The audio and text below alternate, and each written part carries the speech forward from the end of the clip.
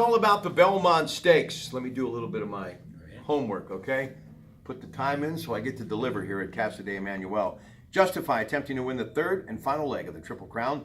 So will he cement his place in horse racing history at Belmont Park in Belmont, New York? Bob Baffert trained the 3-year-old star in the Derby and Preakness, both wins. Another 12 furlong, as in a mile and a half, will test this horse in its greatness. American Pharoah won the Triple Crown 2015 and became the first horse to do so since affirmed in 1978. See how much Ted and Dave have taught me? Bob Baffert, if he wins, and this is an amazing statistic, just to give you an idea of these great athletes and these horses and everything, how difficult it is to win the Triple Crown. If Baffert wins, he would become just the second trainer to claim that accolade, twice winning the Triple Crown. The other, the great Jim Fitzsimmons, who did it in 1930 and 1935. Not to be confused with the Jim Fitzsimmons who used to cut my grass in Monaco. Love that kid. Wonder where he's at today. Challenges, Hofburg, Noble Indy, European Traveler Gronkowski, not to be confused with Rob Gronkowski, TVG, Comcast Television. Twice in the past 6 years has a horse won the opening 2 legs of the Triple Crown, only to fall in the Belmont Stakes. I'll have another in 2012, and I will have another plate of pasta here at Casa de Emanuel in California Chrome 2014. I'm a little punchy. It's been a long day. So now you do your professional job of being, I believe, one of the best handicappers anywhere. As you can see all of this stuff that he has prepared. So you're on, Mr. Pasquale. Well, I don't know that I'm a good handicapper, but it's going to be a very exciting Saturday at Belmont Park. Justify going for the Triple Crown. Justify is a fine horse. I think he has obviously has an excellent shot at winning the Triple Crown, but I don't think he's going to. He just barely won the Preakness, and to me, he looked like a tired horse in a mile and 3/16. Track was tiring, but Belmont is even more so because it's a sandy oval in a mile and a half on a sandy and tiring track.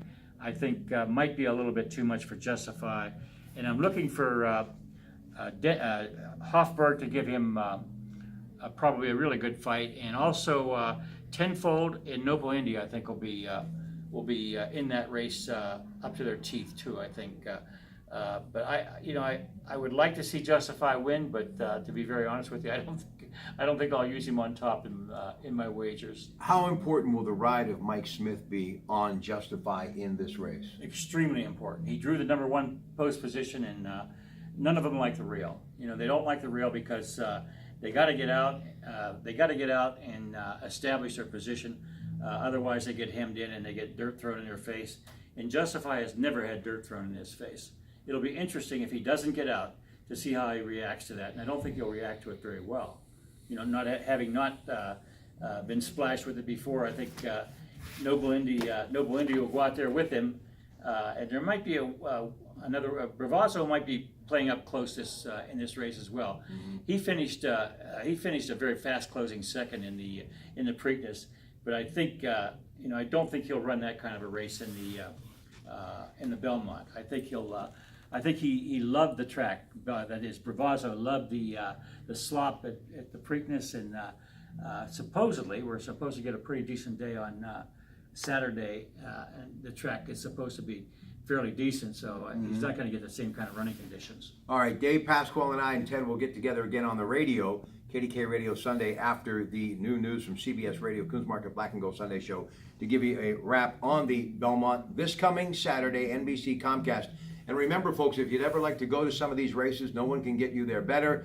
Hotel arrangements as far as getting you into the track and enjoying all of the ambiance that is the Triple Crown, then AAA East Central, and they happen to have a great office for many years, still standing proudly in the heart of East Liverpool. And of course, a lot of my friends are going to be taking some cruises to Alaska, to the Bahamas, and I think I'll just kind of go up and down here on Mulberry Street and spend a little time with my friend David and eat some pasta. Ladies and gentlemen, somebody's got to see the world. I got work to do right here. All right, good night from Casa de Emanuel in the heart of East Liverpool, Ohio. Good night, everybody.